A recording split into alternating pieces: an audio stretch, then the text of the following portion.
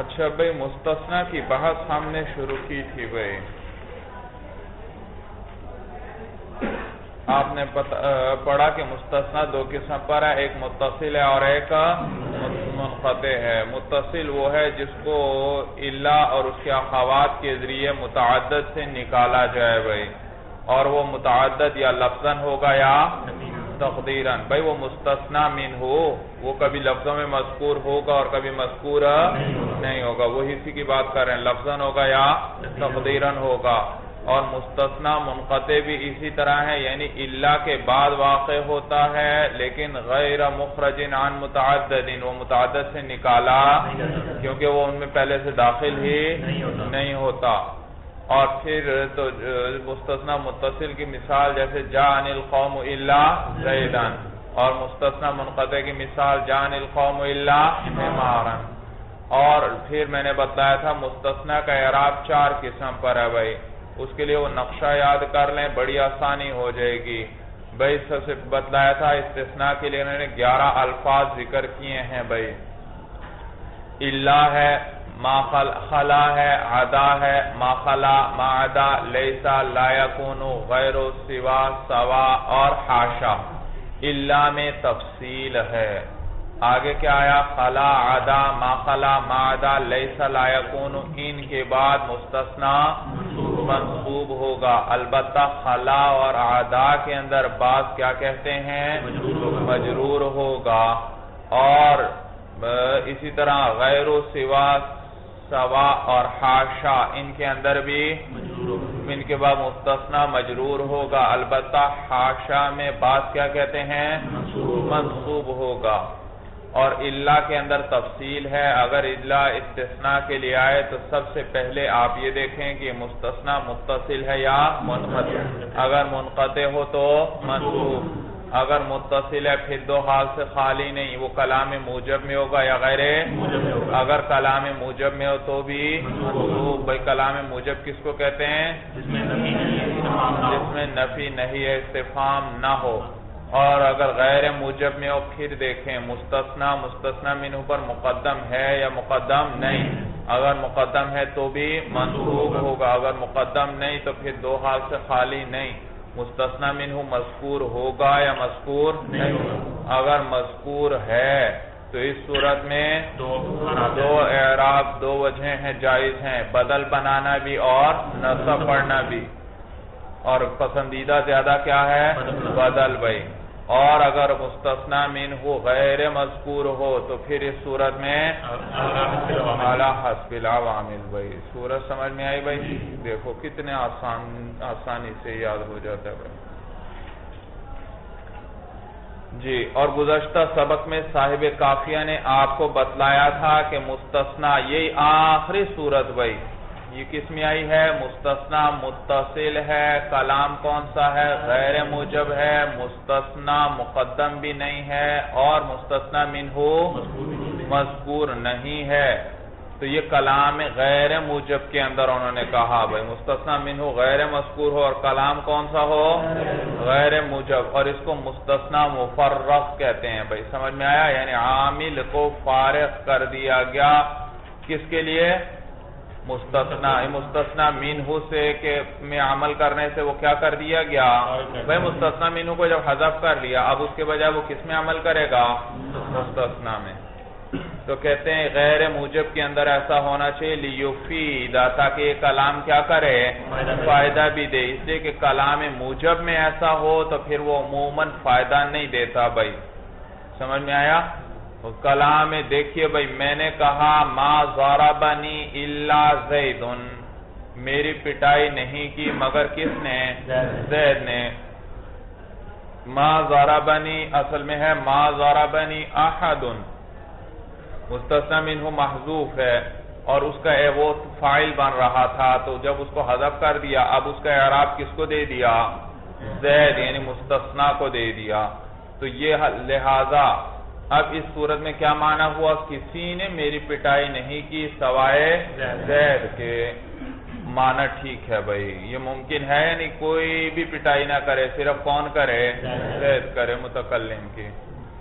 اور اگر اب آپ اس کو کلام مثبت بنا لیں، موجب بنا لیں بھائی کیا معنی کہ جی ضربنی الا زیدن، میری پٹائی کی سوائے زید، کیا معنی ہر ایک نے میری پٹائی کی سوائے، اور یہ ممکن ہے تو ضربنی کل واحد الا زیدن، تو یہ ممکن ہی نہیں ہے مولانا کہ ساری دنیا کے انسان کسی کی کیا کر دیں، پٹائی کر دیں۔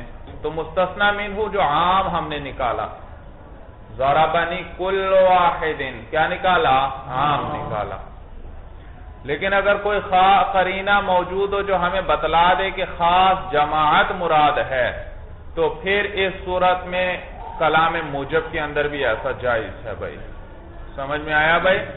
علی حسب العوامل، مثلا میں کہتا ہوں ضربنی الا زید، میری پٹائی کی ہر ایک نے سوائے، یہ ہر ایک پوری دنیا والا نہیں مراد مولانا، ایک خاص جماعت مراد ہے۔ سمجھ میں آیا؟ وہ جو جماعت ہے اس میں سے ہر ایک نے میری پٹائی کی سوائے زید کے، یہ تو قرینہ بتلا دے گا کہ پورے عام مراد ہے یا خاص افراد مراد ہیں بھائی، اور خاص افراد خاص جماعت مراد ہو تو پھر کلام موجب بھی فائدہ دے گا، لہذا یہ پھر کیا ہو جائے گا، صحیح ہو جائے گا۔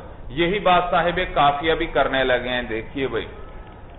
تو غیر موجب کی پہلے مثال ما ضربنی الا زید، کیا ہے اصل میں کلام، ما ضربنی احد الا زید، تو نکرہ ما ضربنی احد نکرہ ہے، نکرہ تحت نفی آیا، اور نکرہ تحت نفی کس چیز کا فائدہ دیتا ہے، عموم کا فائدہ دیتا ہے۔ کس چیز کا، عموم آ گیا، کسی ایک نے میری پٹائی نہیں کی الا زید، اور یہ کلام فائدہ دے رہا ہے بھائی۔ تو کلام موجب ہوگا تو پھر فائدہ اکثر نہیں دے گا، کلام موجب ہو، اسی لیے انہوں نے کہا غیر موجب ہونا چاہیے۔ ہاں موجب میں بھی اگر معنی صحیح ہو تو پھر کیا ہے، پھر ٹھیک ہے، جیسے آگے صاحب کافی بتلانے لگے، الا ان یستقیم المعنی، مگر یہ کہ معنی سیدھا رہے، معنی ٹھیک رہے۔ مثل قرأت الا یوم کذا، قرأت الا یوم کذا، اب دیکھیے قرأت یوم کو کیا بنا رہا ہے، مفعول فی بنا رہا ہے۔ اچھا تو یہاں پر بھائی یہ کلام موجب ہے، نفی نہیں یا استفہام ہے نہیں، اور مستثنی منہ مذکور ہے، مستثنی منہ مذکور نہیں، تو آپ یہ معنی صحیح بن رہا ہے، اس لیے یہاں پر بھی ایسا کرنا، یعنی مستثنی کو حذف کرنا اور مستثنی منہ کو علی حسب العوامل عمل دینا صحیح ہے۔ اس لیے کہ کہنے والا کہتا ہے قرأت الا، میں نے پڑھا مگر اتنے دن، مگر اتنے دن، یعنی اس کی مراد اب یہاں خاص دن مراد ہیں، میں نے یعنی پورا مہینہ پڑھا مگر اتنے دن نہیں پڑھا، یا میں نے پورا ہفتہ پڑھا اتنے دن نہیں پڑھا، یا میں نے پورا سال پڑھا مگر اتنے دن، تو یہاں قرینہ بتلا رہا ہے کہ اس کی مراد ساری دنیا کے سارے زمانے کے ایام نہیں مراد، بلکہ کچھ خاص مدت کے ایام مراد ہیں بھائی، لہذا یہاں معنی صحیح بن رہا ہے تو یوں کہنا صحیح، ورنہ پہلے بتلایا تھا ضربنی الا زید، یہ کہنا صحیح نہیں، لیکن اگر خاص جماعت مراد لے لی جائے پھر کہنا معنی صحیح ہوگا، پھر کہنا صحیح۔ یہاں پر بھی بھائی اس نے جب قراتو کہا تو اس کی مراد خاص ایام ہیں بھائی، پورے زمانے کے دن مراد نہیں، پورے زمانے کے دن تو مراد لے ہی نہیں سکتا کیونکہ نہ تو کیونکہ اس کی اتنی زندگی ہی نہیں ہے، تو معلوم ہوا خاص دن مراد ہیں بھائی، لہذا اب یہ کلام موجب کے اندر آ گیا، مستثنی منہ کو حذف کر دیا اور مستثنی کو علی حسب العوامل اعراب دے دیا۔ یہ کلام موجب میں بھی ایسا جب معنی ٹھیک ہو تو ایسا کرنا صحیح ہے۔ بات سمجھ میں آ رہی ہے بھائی؟ آسان سی بات ہے۔ وَمِن ثَمَّ، اور اسی وجہ سے ثَمَّ اس میں اشارہ ہے، سمجھ میں آیا؟ بعید مکان کے لیے بھائی، جیسے ذالکا ہے ذالکا. وَمِن ثَمَّ اور اسی وجہ سے یہ جو ہم نے شرط لگائی مولانا کہ إِلَّا أَن يَسْتَقِيمَ الْمَعْنَى مگر یہ کہ معنی کیا ہو کہ معنی کا صحیح ہونا ضروری ہے. معنی درست نہیں تو یہ استثناء بھی درست نہیں ہے.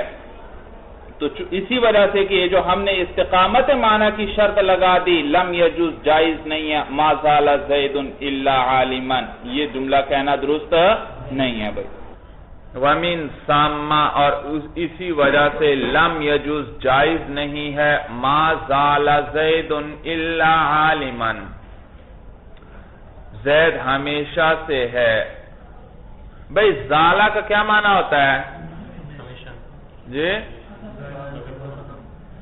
زائل ہونا، ختم ہونا، نہ ہونا. کیا معنی ہے؟ اور نفی پر نفی داخل ہوئی ما اس نے کس چیز کا فائدہ دیا؟ بھائی نفی پر جب نفی داخل ہو وہ اس بات کا فائدہ دیتی ہے. کیسے؟ کبھی آپ نے تو غور کیا ہے بھائی یا ضابطہ یاد کر لیا بس؟ دیکھو میں کہتا ہوں زید نہیں آئے گا، یہ کیا ہے؟ نفی ہے. یہ کیا ہے؟ اس پر ذرا ایک اور نفی داخل کرو. ایسا نہیں ہو سکتا کہ زید نہ آئے. کیا معنی؟ معلوم ہو زید یقیناً. دیکھو نفی پر نفی داخل ہوئی اس نے کس چیز کا فائدہ دیا؟ اس بات کا فائدہ دیا. تو یہاں پر بھی ما زالہ، زالہ پر نفی ہے، زالہ نفی ہے، اس پر ما نافیہ داخل ہوا تو کس چیز کا فائدہ دیا؟ اس بات کا، یعنی ہمیشہ سے. زیدن زید کیا ہے؟ زید تمام صفات ہیں اس کے لیے الا عالما مگر سوائے صفت علم. یعنی ہمیشہ سے زید کے لیے ہر صفت ہے سوائے صفت علم کے. اس کلام کا معنی بتلا رہا ہو. ما زال زید الا عالما ہمیشہ سے زید ہے مگر سوائے عالم ہونے کے. یعنی ہر صفت ہے اس کے لیے سوائے عالم ہونے کے. وہ عالم ہونے کے علاوہ باقی ہمیشہ سے سب کچھ ہے. اور ایسا ہو سکتا ہے کسی ایک انسان کے لیے تمام صفات ثابت ہو جائیں بھائی سوائے ایک صفت کے؟ ایسا نہیں ہو سکتا بھائی. صورت سمجھ میں آئی کہ ایک انسان کے لیے کیا ہو جائیں؟ تمام صفات ثابت ہو جائیں. بھائی تمام صفات میں تو صفات متضادہ بھی آ جاتی ہیں، معلوم ہو وہ بھی اس کے لیے ثابت ہو گئیں. مثلا ایک ہے بہادری اور اس کی ضد کیا ہے؟ بزدلی. تو بہادری بھی ایک صفات اور بزدلی بھی ایک صفات، اور ہم نے کہا وہ ہر صفت پر ہے ہمیشہ سے سوائے علم کے. بزدلی یا بہادری کی نفی کی ہے؟ نہیں. لہذا معلوم ہوا بہادر بھی ہے ہمیشہ سے اور بزدل بھی ہے ہمیشہ سے. اور ایسا ہو سکتا ہے ایک شخص بہادر بھی ہو اور بزدل بھی ہو؟ ایسا نہیں ہو سکتا بھائی. صورت سمجھ میں آئی بھائی؟ اسی طرح اور آپ بنا لیں. قائم بھی ہے ایک صفت، ایک لا قائم ہے بھائی، کھڑا ہے بھی اور کھڑا نہیں بھی. زید ہمیشہ سے اس کے لیے قیام ہے بھی اور ہمیشہ سے اس کے لیے قیام نہیں بھی. ایسا ہو سکتا ہے؟ یہ بھی تو اوصاف ہے نا. جب صاحب نے کہا تمام اوصاف ہیں تو قیام بھی ایک وصف ہے، لا قیام بھی. تو ایسا ہو سکتا ہے کسی انسان کے لیے تمام اوصاف سوائے علم کے ثابت ہو جائیں بھائی؟ نہیں ہو سکتا، کیونکہ اس میں تو صفات متضادہ بھی آ جاتے ہیں اور یہ پھر ممکن ہی نہیں بھائی. صورت سمجھ میں آ گئی بھائی؟ لہذا یہ کلام کہنا جائز نہیں. ما زال زید الا عالما ہمیشہ سے زید ہر صفت پر ہے الا عالما سوائے عالم ہونے کے. سمجھ میں آیا؟ معلوم ہوا یہ کہنا جائز نہیں. جب یہ کہنا جائز نہیں تو لہذا اس کی اگر آپ سے کوئی پوچھے ترکیب کرو تو آپ کہیں بھئی یہ کہنا ہی جائز نہیں تو اس ترکیب بھی جائز نہیں. لہذا اس کی ترکیب بھی نہیں کریں گے بھئی، ترکیب نہیں کریں گے. صورت سمجھ میں آئی بھئی؟ وَإِذَا تَعَذَّرَ الْبَدَلُ عَلَى اللَّفْظِ فَعَلَى الْمَوْضِعِ اور جب بدل متعذر ہو جائے، بدل کا حمل کرنا. اے اذا تعذر حمل البدل بھئی، حمل کا لفظ یہاں مضاف محذوف نکالنا پڑے گا بھئی. اذا تعذر حمل البدل جب حمل کرنا بدل کا ممکن نہ رہے علی اللفظ کس پر؟ لفظوں پر. فعلی الموضع تو اس کو محموف یحمل علی الموضع تو اس کا حمل کس پر کیا جائے گا؟ موضع پر بھئی، محل پر حمل کیا جائے گا. بھئی آپ نے ابھی پڑھا کہ مستثنا کو کبھی کیا بناتے ہیں؟ بدل بناتے ہیں. جب کیا ہو؟ متصل ہو جب، دوسری غیر موجب ہو، پھر آگے غیر مقدم ہو، اور مستثنا منہ مذکور ہو. تو جب مستثنا منہ مذکور ہو تو بدل بنانا بھی جائز. اب بدل کس سے بنائیں گے؟ لفظ سے یا محل سے؟ کہتے ہیں بھائی اول تو لفظ سے بنائیں گے، لفظوں پر حمل کرتے ہوئے. وہ لفظوں مبدل منہ لفظوں کے اعتبار سے مرفوع ہے تو بدل بھی کیا ہوگا؟ مرفوع ہوگا. وہ منصوب ہے تو بدل بھی منصوب. مبدل منہ مجرور ہے تو بدل بھی مجرور ہوگا. لیکن کبھی ایسا ہوتا ہے کہ لفظوں پر حمل کرنا ممکن نہیں رہتا، تو پھر ہم کس پر حمل کریں گے؟ محل پر، اس کے محل پر. آگے مثالوں سے باتیں سمجھ میں آ جائیں گی. دیکھیے، مثل ما جاءنی من احد الا زید، نہیں آیا میرے پاس کوئی ایک بھی الا زید، مگر کون؟ زید، یعنی زید میرے پاس آیا. اب یاد رکھو یہ جو من ہے یہ من زائدہ ہے بھائی. من کیا ہے؟ تو من احد یہ دراصل کلام ہے ما جاءنی احد. من کیا ہے؟ زائدہ. میرے پاس کوئی ایک بھی نہیں آیا. اور ضابطہ یاد رکھنا کہ یہ جو آپ نے ابھی تک یہ پڑھا ہے کہ حروف جارہ 8 چیزوں میں سے کسی ایک سے ضرور متعلق، لیکن یہ جو حروف جارہ زائدہ کلام کے اندر آ جائیں یہ کسی سے متعلق، یہ ہمیشہ یاد رکھنا. حروف جارہ جو زائدہ ہوں وہ کسی سے متعلق نہیں ہوتے کیونکہ وہ زائد ہیں بھائی.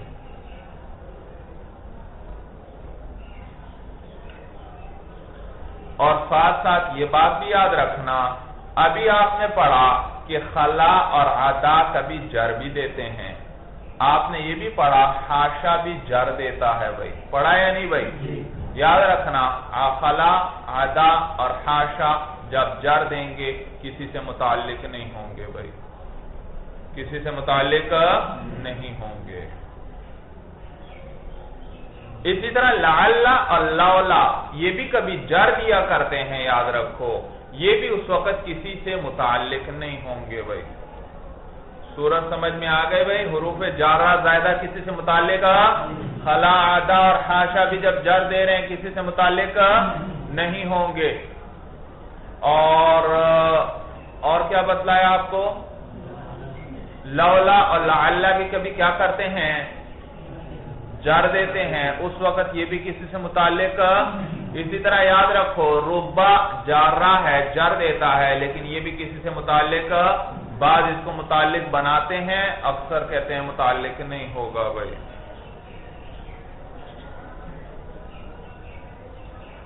صورت سمجھ میں آ گئی بھائی؟ تو یہ من احدین میں من جارہ زائدہ ہے اور یہ کسی سے متعلق. تو احدین کیا ہے؟ جاء کے لیے فاعل ہے. کیا ہے؟ تو لفظوں کے اعتبار سے تو یہ مجرور کیونکہ من آیا، من نے اس کو جر دیا، لیکن معنی کے اعتبار سے، محل کے اعتبار سے یہ کیا ہے؟ محل کے اعتبار سے احد، احد مرفوع ہے. لفظوں کے اعتبار سے مجرور اور محل کے اعتبار سے کیونکہ جاء کے لیے کیا واقع ہو رہا ہے؟ فاعل واقع ہو رہا ہے بھائی. یہ بات سمجھ میں آ گئی؟ اب ایک بات یاد رکھیے، یہ جو مین زائدہ ہوتا ہے یہ کلام منفی کے اندر زائد کیا جاتا ہے قیاساً، کلام مثبت میں یہ زائد نہیں ہوتا. صورت سمجھ میں آ گئی؟ مین کیا ہوتا ہے؟ کلام منفی میں زائد ہوتا ہے، کلام مثبت میں زائد نہیں ہوتا. تیسری بات یاد رکھو، بدل تکرار عامل کے درجے میں ہوتا ہے. نحو کا اہم ضابطہ بھائی ہمیشہ یاد رکھنا، نہ بدل جو ہوتا ہے تکرار عامل کے درجے میں ہوتا ہے بھائی. تکرار عامل میں کے درجے میں ہونے کا یہ معنی کہ گویا کہ اس پر عامل دوبارہ داخل ہوتا ہے. مثلا بھائی میں کہنا چاہتا ہوں آپ سے ما جاءنی عمرن، میں نے کہنا زید تھا، غلطی سے منہ سے کیا نکل گیا؟ عمر. ما جاءنی عمرن، میں فوراً اب اصلاح کرتا ہوں زیدن. کیا کہہ دیتا ہوں؟ ما جاءنی عامر زید، تو یہ زید کیا ہے؟ عامر سے بدل ہے، اور بدل الغلط ہے مولانا، کیونکہ اس کا سبب کیا بنا؟ غلطی بنی، متکلم کی غلطی۔ متکلم نے کہنا تو تھا زید، لیکن منہ سے غلطی سے کیا نکل گیا؟ عامر، فوراً، تو غلطی سبب بنی اس بدل الغلط کے آنے کا۔ زید ورنہ وہ سمجھ میں آیا بھائی؟ تو زید لے کر آیا، بات سمجھ میں آگئی سب کو؟ اور یہ تکرار عامل کے درجے میں ہوتا ہے، یعنی ما جاء کیا کر رہا تھا؟ عامر کو رفع دے رہا ہے، آگے زید بدل آیا، تو گویا اس پر ایک اور ما جاء داخل ہوا ہے، گویا اس پر کیا ہوا ہے؟ ما جاء اس پر داخل ہوا ہے۔ تو بدل کس کے حکم میں ہوتا ہے؟ تکرار عامل، گویا اس پر عامل دوبارہ داخل ہو رہا ہے بھائی۔ صورت سمجھ میں آ گئی بھائی؟ تو دو باتیں کی مولانا، ایک بات میں نے یہ کی کہ من کلام منفی میں قیاساً زائد ہوتا ہے، کلام مثبت میں زائد نہیں ہوتا۔ دوسری بات کیا کی میں نے؟ بدل تکرار عامل کے درجے میں ہوتا ہے۔ اب وہ جو پہلا ضابطہ انہوں نے صاحب کتاب نے ذکر کیا، کیا کہا تھا کہ اگر بدل کو کا حمل کس پر کریں گے؟ لفظوں پر، لیکن اگر لفظوں پر حمل ممکن نہ رہے تو پھر کیا کیا جائے گا؟ جی محل۔ اب دیکھیے، اب ایک تیسری بات یاد رکھیے، یہ جو الا سے ماقبل نفی ہو تو الا کے مابع الا اس نفی کو توڑ دیتا ہے۔ الا سے ماقبل نفی ہو تو الا اس نفی کو توڑ دیتا ہے، یعنی ما بعد میں اثبات آ جائے گا بھائی۔ ما قبل میں نفی ہے تو ما بعد میں کیا آ جائے گا؟ اثبات آ جائے گا بھائی، اثبات آ جائے گا۔ صورت سمجھ میں آئی بھائی؟ تو دیکھو، میں نے دیکھیے مثال میں آپ خود بتلائیے، میں نے کہا ما جاءنی احد، میرے پاس کوئی ایک بھی نہیں آیا، الا زید، مگر کیا مانا؟ زید آیا ہے۔ تو ما قبل میں کیا تھی؟ الا سے پہلے نفی تھی، الا کے بعد کیا ہے؟ اثبات ہے، الا کے بعد کیا ہے؟ اثبات ہے۔ یہ بات سمجھ میں آ گئی بھائی؟ کتنی باتیں ہوئی؟ 3 باتیں ہو گئی یہاں بھائی، 4 کر لیں بھائی، 4 بنا لیں۔ اول کیا بات ہوئی کہ اگر لفظوں پر حمل کرنا ممکن نہ رہے تو کس پر حمل کریں گے؟ محل پر۔ اور پھر میں نے بتلایا مین کو بڑھایا جاتا ہے کس کے اندر؟ کلام منفی میں، کلام مثبت میں نہیں بڑھاتے۔ نمبر تیسری بات میں نے کیا کی؟ بدل کس کے حکم میں ہوتا ہے؟ تکرار عامل۔ چوتھی بات میں نے کیا کی کہ اللہ کیا کر دیتا ہے؟ ما قبل میں اگر نفی ہو تو اس کو کیا کر دیتا ہے؟ توڑ دیتا ہے۔ اور ما بعد والا کلام کون سا ہوتا ہے؟ مثبت ہوتا ہے۔ اب دیکھیے، ما جاءنی من احد، یہ من کیا ہے؟ زائدہ ہے، اور کون سے کلام میں آیا؟ منفی کلام منفی میں آیا۔ اب ہم الا زید آ رہا ہے آگے مولانا، اور اس کو ہم کیا بنانا چاہتے ہیں؟ احد سے بدل بنانا چاہتے ہیں۔ کیا بنانا چاہتے ہیں؟ احد سے بدل بنانا چاہتے ہیں۔ اور بدل کس کے حکم میں ہوتا ہے؟ تکرار عامل کے۔ اور احد ان کے اندر عامل کون ہے بھائی؟ مین ہے بھائی، کون ہے؟ مین۔ تو لہذا زید تو ابھی گویا کیا داخل ہو رہا ہے؟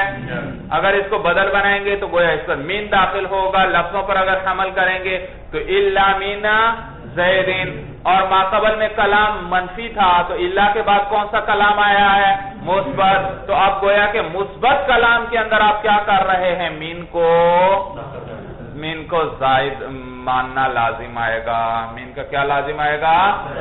اور مثبت کلام میں مین زائد آتا ہے نہیں، لہذا لفظوں پر حمل کرنا درست نہ ہوا، تو لہذا محل پر کیا کریں گے؟ حمل کریں گے۔ اور محل کے اعتبار سے احد کیا ہے؟ مرفوع ہے، کیونکہ جاء کے لیے فاعل ہے۔ صورت سمجھ میں آ گئی؟ تو یوں اسی لیے کہا ما جاءنی من احد الا زیدن بھائی، الا زید، جس کو الا زیدن پڑھنا صحیح نہیں۔ ولا احد فیہا، اور کوئی ایک بھی نہیں ہے، فیہا ای فی الدار، گھر میں، الا عمر، مگر کون ہے؟ عمر ہے۔ اب دیکھیے بھائی، الا عمرن ہم نہیں پڑھ سکتے، لا احد، لا نے کیا کیا؟ احد کو مبنی علی فتح بنا دیا، تو عمرن کا بھی اس پر ہم کیا کرنا چاہتے ہیں، اس سے بدل بنانا چاہتے ہیں، اور اس پر بھی کیا پڑھ دیں، نصب پڑھ دیں بھائی، یہ جائز نہیں، کیونکہ لفظوں پر حمل کرنا یہاں صحیح نہیں، لفظوں پر حمل کرنا صحیح بھائی۔ احدہ پر یہ مبنی علی الفتح ہے اور عمرن پر نصب پڑھیں گے، اس لیے کہ وہ جو بنا والا فتحہ ہے وہ بھی اعراب کی طرح ہے۔ احد کیا ہے؟ احد مبنی علی الفتح ہے۔ آپ کو کیسے پتا چلا یہ مبنی علی الفتح ہے یا معرب ہے؟ بھائی اگر یہ معرب ہوتا تو اس پہ تنوین آنی چاہیے تھی یا نہیں آنی چاہیے تھی؟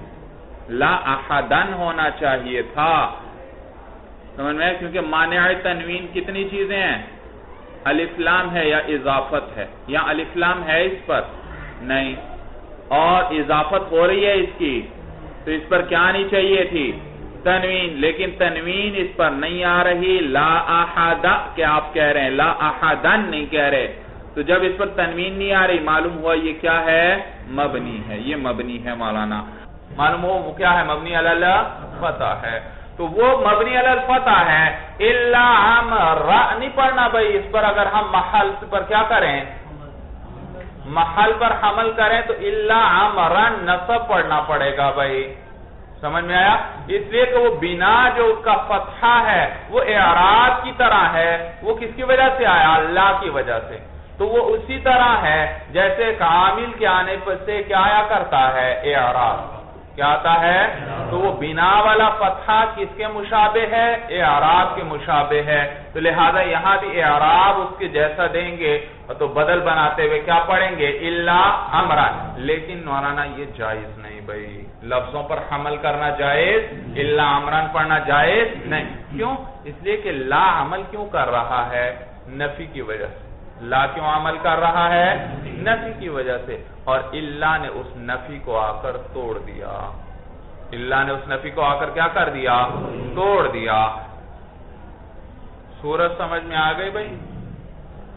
لہذا اب اللہ کے ماں بعد لا عمل نہیں کرے گا، سورج سمجھ میں آ گئی بھائی؟ تو لفظوں پر حمل نہیں کر سکتے تو پھر محل پر حمل کریں گے بھائی، اور احد محل کے اعتبار سے مبتدا ہے، تو شیء وہ مرفوع ہے محل کے اعتبار سے، تو عامر ان کو بھی کیا پڑھ دیں گے، رفع۔ بھائی آپ کو کیسے پتا چلا کہ محل کے اعتبار سے مرفوع ہے؟ کیونکہ بھائی مبتدا ہے، آپ نے نہیں پڑھا، یہ لا نفی جنس ہے، اور لا نفی جنس کس پہ داخل ہوتا ہے، مبتدا خبر پر داخل ہوتا ہے، سمجھ میں آیا بھائی؟ لا نفی جنس کس پر داخل ہوتا ہے؟ تو احد لفظوں کے اعتبار سے تو مبنی علی الفتح، لیکن محل کے اعتبار سے کیا ہے، مرفوع ہے، مبتدا ہے، تو اب لفظوں پر حمل نہ رہا صحیح، تو کس پر حمل کریں گے، محل پر حمل کریں گے۔ سورج سمجھ میں آ گئی؟ وما زید شیئا الا شیء لا يعبأ به، اور زید کوئی چیز نہیں ہے الا شیء مگر ایسی چیز، لا يعبأ به جس کی پرواہ نہیں کی جاتی۔ آبا کا معنی ہوتا ہے آبا، میں پرواہ نہیں کرتا، عربی میں کہتے ہیں بھائی لا آبا بزید، میں زید کی پرواہ نہیں کرتا، مجھے زید کی کوئی پرواہ نہیں ہے، لا آبا بزید کا کیا معنی، مجھے زید کی کوئی پرواہ نہیں ہے۔ تو دیکھیے شیء نکرہ ہے، اور نکرہ کے بعد لا يعبأ فعل آ رہا ہے، اور میں نے آپ کو بتلایا تھا نکرہ کے بعد عموماً فعل آئے تو اس کی کیا بنا کرتا ہے، صفت، اور موصوف صفت کا ترجمہ کیسے کرتے ہیں، موصوف سے پہلے کون سا لفظ لے آتے ہیں، ایسا، تو زید کوئی چیز نہیں الا مگر ایسی چیز لا يعبأ به جس کی پرواہ نہیں کی جاتی۔ سورج سمجھ میں آئی بھائی؟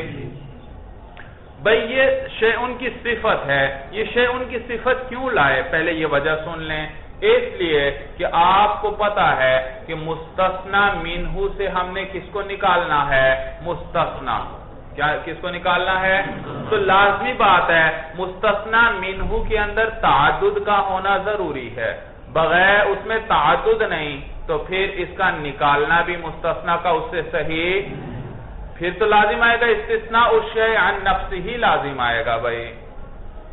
سمجھ میں آیا؟ میں کہتا ہوں ما جاءنی زید الا زید، یہ کلام صحیح ہے، میرے پاس زید نہیں آیا مگر زید. یہ کلام صحیح ہے؟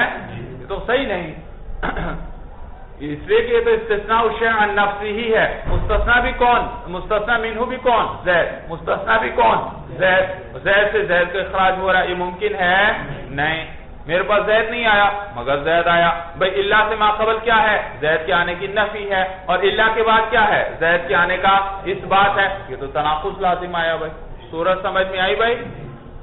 تو خرابی سمجھ میں آئی. استثناء الشیء عن نفسہ جائز نہیں، کیونکہ اس صورت میں کیا لازم آتا ہے؟ تناقض لازم آتا ہے. صورت سمجھ میں آگئی بھائی؟ اب لہذا اسی لیے ما زید شیئا الا شیء، اللہ سے پہلے بھی شیء، اللہ کے بعد بھی شیء، مستثنیٰ منہ بھی شیء اور مستثنیٰ بھی شیء، تو یہ تو استثناء صحیح نہ رہتا. لہذا اس کی صفت بڑھا دی صاحب کافیہ نے، لا یعبأ بہ. مستثنیٰ کیا ہے؟ ایسی چیز جس کی پرواہ نہ کی جائے. معلوم ہوا ما قبل میں شیئا مطلق ہے، وہ دونوں قسم کی چیزوں کو شامل ہے. ایک وہ چیز جس کی پرواہ کی جاتی ہے، ایک وہ چیز جس کی پرواہ، اور یہ دو ہو گئے. اور ان دو میں سے کس کو نکال دیا؟ جس کی پرواہ نہیں کی جاتی.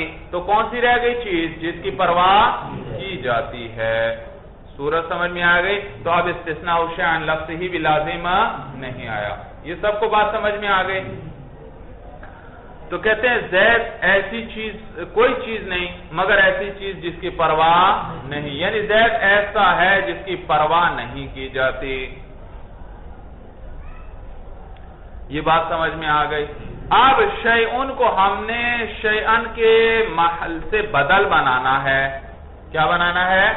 بدل بنانا ہے. اور کیا کیا جائے گا اس صورت میں؟ لفظوں پر حمل کیا جاتا ہے، اور شیئن ماقبل میں منصوب ہے، تو اللہ کے ما بعد بھی شیئن کو کیا ہونا چاہیے؟ منصوب. لیکن لفظوں پر ہم حمل نہیں کر سکتے. کیوں نہیں حمل کر سکتے؟ اس لیے کہ وہ شیئن کو نصب کون دے رہا ہے؟ جی شیئن کو نصب کون دے رہا ہے؟ ما. یہ ما مشابہ بھی لیسا ہے، یہ اپنے اسم کو رفع دیتا ہے اور خبر کو کیا دیتا ہے؟ نصب. تو اس نے شیئن کو نصب دیا، اور یہ عمل کیوں کرتا ہے؟ نفی کی وجہ سے. اور اللہ کی وجہ سے اس کی نفی کیا ہے؟ ٹوٹ چکی ہے. اللہ کیا کر دیتا ہے؟ ما قبل کی نفی کو، اور ما عمل کر رہا تھا، شیئن کو نصب دے رہا تھا. کس وجہ سے؟ نفی کی وجہ سے. کس کی وجہ سے؟ اور اب اللہ کی وجہ سے اس کی نفی ٹوٹ گئے. لہذا اب ما بعد میں وہ عمل نہیں کر سکتا. صورت سمجھ میں آ گئی بھائی؟ لہذا اب لفظوں پر حمل صحیح نہ رہا، الا شیئن کہنا صحیح نہ رہا، کیونکہ ما عمل نہیں کر سکتا. تو پھر محل پر حمل کریں گے، اور محل کے اعتبار سے جو شیئن ہے وہ کیا ہے؟ مرفوع ہے. وہ کیا ہے؟ کیوں مرفوع ہے؟ کیونکہ خبر ہے. کیونکہ ما مشابہ بلیس کس پر داخل ہوتا ہے؟ مبتدا اور خبر پر. معلوم ہوا وہ محل کے اعتبار سے مرفوع ہے، تو لہذا اس کو بھی محل سے کیا بنا دیں گے؟ بدل بنا دیں گے. صورت سمجھ میں آئی؟ تو اس پر رفع پڑھیں گے محل کہتے ہو. دیکھیے صاحب کافیہ یہی وجہ خود بھی بیان کر رہے ہیں. بھئی پہلے میں کیا وجہ بیان ہوئی؟ اس لیے کہ ما جاءنی من احد الا زید، کیونکہ مین کو کیا کیا جاتا ہے؟ کلام مثبت میں بڑھایا نہیں جاتا. اور اگلے دو کے اندر کیا وجہ ذکر ہوئی؟ کہ لا اور ما کی نفی اللہ کی وجہ سے ٹوٹ چکی ہے، لہذا ما بعد میں وہ عمل نہیں کر سکتے. صورت سمجھ میں آئی؟ یہی بات صاحب کافیہ کر رہے ہیں. لِأَنَّ مِن لا تزاد بعد الاثبات، اس لیے کہ مین، یہ مین کا لفظ مراد ہے، کیونکہ مین کا لفظ لا تزاد بعد الاثبات، یہ اس بات کے بعد بڑھایا نہیں جاتا، بلکہ کس میں بڑھایا جاتا ہے؟ کلام منفی میں. وما ولا، اور ما اور لا جو ہیں یہ لا تقدرانی، ان کو مقدر نہیں کیا جاتا. عاملتین، اس حال میں کہ یہ کیا ہوں؟ عمل کرنے والے ہوں. بعدہ ای بعد الاثبات، کس کے بعد؟ اس بات. بھئی ما اور لا پہلے آئے تھے، اللہ نے آ کر ان کی نفی کو کیا کر دیا؟ توڑ دیا۔ ما قبل میں کلام منفی تھا اور ما بعد میں اب کیا آ گیا؟ کلام مثبت، اور کلام مثبت کے اندر ما اور لا کو ہم مقدر اس لیے کہ ہم اگر بدل بناتے ہیں، بدل کس کے حکم میں ہوتا ہے؟ تکرار عامل۔ جب تکرار عامل کے حکم میں ہے تو اللہ کے بعد بھی کیا ماننا پڑے گا؟ ایک لا اور ما کو، حالانکہ اللہ کے بعد لا اور ما کو مقدر نہیں مان سکتے کیونکہ ما قبل میں کلام منفی تھا تو ما بعد میں کیا ہے؟ کلام مثبت۔ اگر یہاں پر بھی لا اور ما ہو تو پھر تو یہ بھی کیا بن جائے گا؟ کلام منفی بن جائے گا، اس لیے کہ ان کو دونوں کو مقدر نہیں نکالا جاتا اس حال میں کہ عمل کرنے والے ہوں بعدہ ای بعد الاثبات، اس بات کے بعد لأنہما عملتا للنفی، اس لیے کہ ان دونوں نے عمل کیا کس وجہ سے؟ اس لیے کہ دونوں عمل کرتے ہیں نفی کی وجہ سے، یا ان دونوں نے عمل کیا نفی کی وجہ سے۔ وَقَدْ انتقض النفی بِإِلَّا، اور تحقیق ٹوٹ گئی نفی اللہ کے ساتھ۔ بھائی سورج سمجھ میں آ گئی بھائی؟ بخلاف لیس زید شیئا الا شیئا، بخلاف کس کے؟ یہ کہنا صحیح ہے بھائی۔ بھائی پچھلوں میں کیا بتلایا تھا کہ لفظوں پر حمل کرنا صحیح، تو پھر کس پر حمل کریں گے؟ محل پر۔ یہاں آگے بتلا رہے ہیں کہ اگلی مثالوں میں محل پر بھی حمل کرنا صحیح ہے، تو یہ ماقبل کے خلاف ہے۔ جیسے لیس زید شیئا الا شیئا، زید کچھ بھی نہیں ہے مگر شیئا۔ دیکھو مستثنی بھی وہی، مستثنی منہ بھی، حالانکہ دونوں میں کیا ہونا چاہیے؟ فرق۔ لہذا یہاں شیئا کی تنوین، یہاں تو یا تو وہی صفت بنا نکال لیں، الا شیئا لا یعبأ، صاحب کافیہ نے اس کو دوبارہ ذکر نہیں کیا کیونکہ ماقبل ایک مرتبہ وہ چیز ذکر ہو چکی۔ یا مولانا مقدر نکالنے کی بھی ضرورت نہیں، شیئن کی جو تنوین ہے آپ نے پڑھا ہوگا، تنوین کبھی تحقیر کے لیے بھی آتی ہے، تنوین کبھی تعظیم کے لیے بھی آتی ہے، تو یہاں بھی اس کی تنوین کو تعظیم کے لیے یا کس کے لیے بنا لیں؟ تحقیر کے لیے۔ تو معلوم ہوا چیزیں دو قسم پر، ایک حقیر ایک عظیم۔ تو شیئن کی تنوین اگر آپ نے عظیم کے لیے بنا تو جو مستثنی ہے اس میں شیئن کی تنوین کس لیے بناؤ؟ حقیر تحقیر کے لیے۔ کس کے لیے؟ تو زید کچھ بھی نہیں ہے مگر ایک حقیر چیز۔ معلوم ہوا ماقبل میں شیئن مطلق تھا، وہ عظیم کو بھی شامل تھا اور حقیر کو بھی، اس میں سے کس کو نکال دیا گیا؟ حقیر کو نکال دیا۔ تعدد آیا یا نہیں آیا؟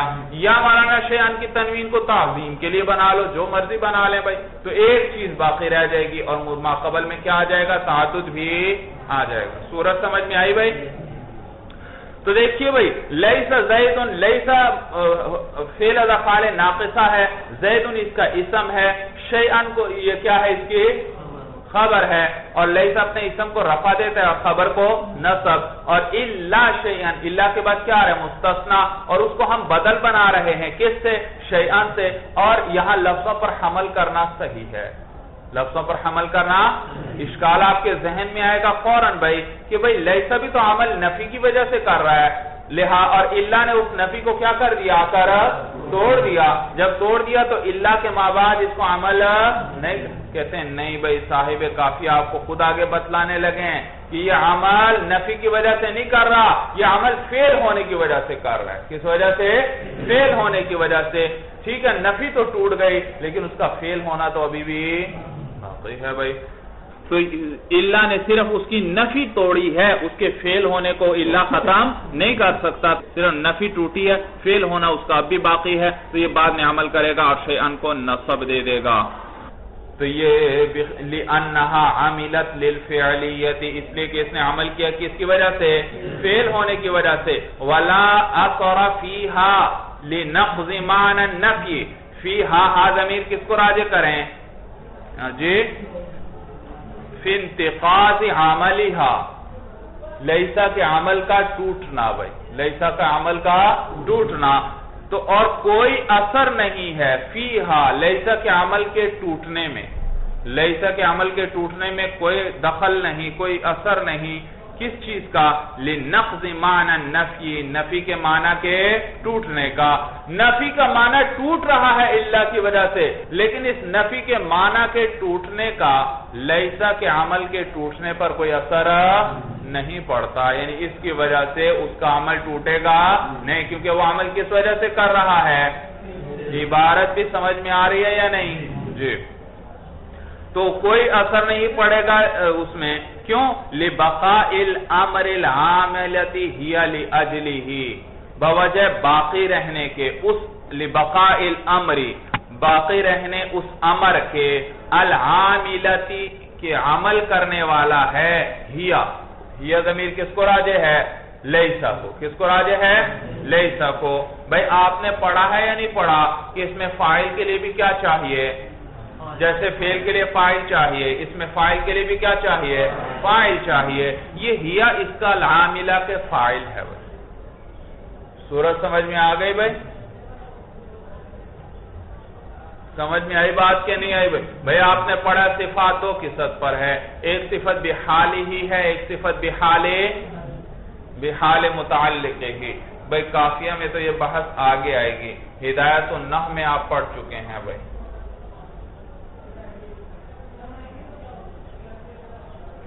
چلیے وہ مسئلہ پھر لمبا ہے، بس یہ یاد رکھیے، نشان لگا دیجئے. وصف قریب ہی ہے، جب ہم پہنچیں گے وہاں آپ کو میں بتلاؤں گا. بھائی صفت بحال ہی کسے کہتے ہیں اور صفت بحال متعلق ہی کسے کہتے ہیں. تو یاد رکھو العاملہ کون سا صیغہ ہے؟ اس میں فاعل، اور اس میں فاعل کے لیے کیا چاہیے؟ فاعل چاہیے، اور فاعل اس کے اندر یا اس میں ضمیر ہوگی یا آگے اس میں ظاہر آئے گا. تو اسی کے اندر جو ضمیر تھی اس کو نکال کر آگے ظاہر کر دیا، اسی کے اندر جو ضمیر تھی اس کو نکال کر کیا کر دیا؟ آگے ظاہر کر دیا. کیوں؟ یہ بتلانے کے لیے کہ العاملہ جو ہے اس کے اندر جو ضمیر ہے وہ ماقبل میں امر کو نہیں لوٹ رہی، بلکہ وہ کس کو لوٹ رہی ہے؟ لیسا کو. کس کو لوٹ رہی ہے؟ لیسا کو. صورت سمجھ میں آئی؟ بھائی تو لفظوں کے اعتبار سے العاملہ صفت ہے امر کی. الامر بھی معرفہ، العاملہ بھی کیا ہے؟ معرفہ. تو معرفہ کے بعد معرفہ عموماً آپس میں کیا بنیں گے؟ موصوف صفت. تو یہ لفظوں میں العاملہ صفت ہے الامر کی، لیکن معنی کے اعتبار سے یہ صفت ہے کس کے؟ لیسا کی. کس کے؟ لیسا. کیونکہ اس کے اندر جو ضمیر ہے وہ کس کو راجع ہے؟ لیسا کو، جو احیاء انہوں نے ظاہر کر دی. صورت سمجھ میں آ گئی بھائی؟ اچھا. لبقاء الامر، بوجہ باقی رہنے اس چیز کے، العاملتی کہ یہ لیسا جو ہے کیا کرنے والا ہے؟ عمل کرنے والا ہے. کیا کرنے والا ہے؟ لیسا باقی رہنے اس چیز کے، کہ لیسا عمل کرنے والا ہے. لأجلہ، ہاں ضمیر راجع ہے امر کو، اس چیز کی وجہ سے، اس امر کی وجہ سے. بھائی لیسا کیوں عمل کر رہا تھا؟ جی فیل ہونے کی وجہ سے. بھائی تو اللہ کی وجہ سے ٹھیک ہے، اس کی نفی تو ٹوٹ گئی، لیکن وہ امر جس کی وجہ سے وہ عمل کر رہا تھا وہ باقی ہے یا باقی نہیں؟ بھائی باقی ہے، اور وہ کیا ہے؟ اس کا فیل ہونا. یہی بات کر رہے ہیں. لبقاء الامر، بوجہ اس باقی امر کے باقی رہنے کی وجہ سے، العاملتی ہیا کہ لیسا کیا ہے؟ اس کی وجہ سے العاملتی ہیا عمل کرنے والا ہے، لیسا لأجلہ اس کی وجہ سے، اس امر کے باقی رہنے کی وجہ سے، کہ جس کی وجہ سے لیسا کیا کر رہا ہے؟ عمل. ترجمہ سمجھ میں آیا بھائی کہ مشکل ہے؟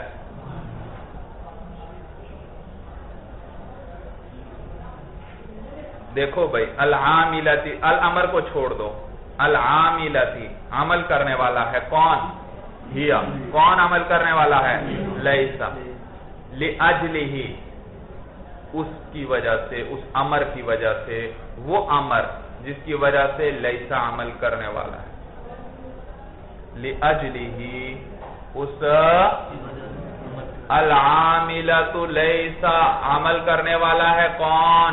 لیسا. لأجلہ اس چیز کی وجہ سے، اور وہ چیز کیا ہے؟ اس کا فعل ہونا، اس کا فعل ہونا. صورت سمجھ میں آئی بھائی؟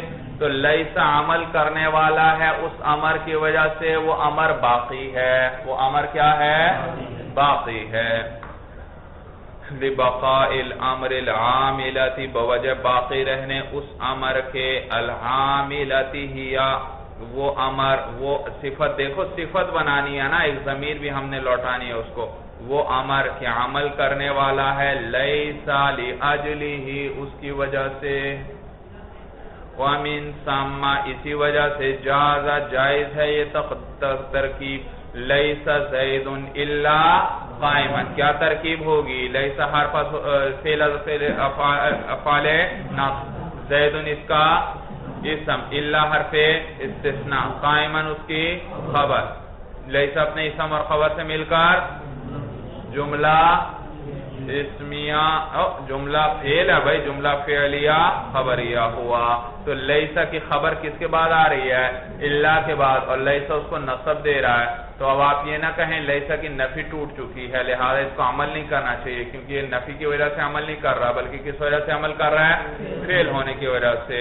اور وہ ابھی بھی فعل ہونا باقی ہے بھائی وامتنع اور ممتنع ہے یہ ترکیب ما زید الا قائما ما مشابہ بھی لیسا ہے جی تو اب یہ دیکھیے بھئی اللہ کے بعد قائمان کو کیا دے رہا ہے نصب لیکن یہ نصب نہیں دے سکتا کیونکہ یہ عمل کس کی وجہ سے کر رہا ہے نفی کی وجہ سے اور اس کی نفی اللہ کی وجہ سے ٹوٹ گئی تو لہذا یہ ترکیب جائز لہذا آپ سے کوئی کہے اس کی ترکیب کرو تو آپ کیا کہیں گے اس کی ترکیب ہی جائز یہ کہنا ہی جائز نہیں تو ترکیب بھی نہیں ہوگی اس کی بھئی چلیے مولانا هذا هو المرام والله اعلم بحقیقت الکلام